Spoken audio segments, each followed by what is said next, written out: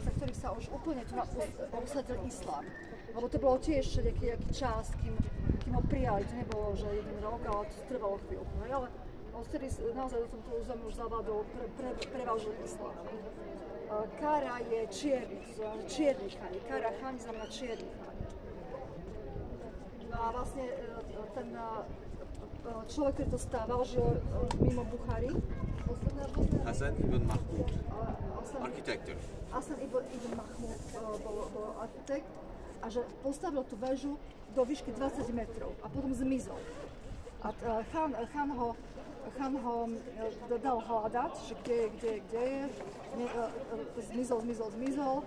A potom sa po 3 rokoch vrátil s tým, že on musel nechať to sadnúť ako tú stavbu, že keby to ostal, že by ho nutili pokračovať ďalej, a to by nedopadlo dobre. To znamená, že potom už ho dostával do výšky 46 metrov.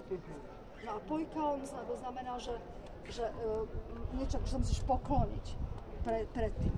A že keď prišiel Čingis Khan, takže že vlastne sa pozrel tak hore a spadla mu čiapka.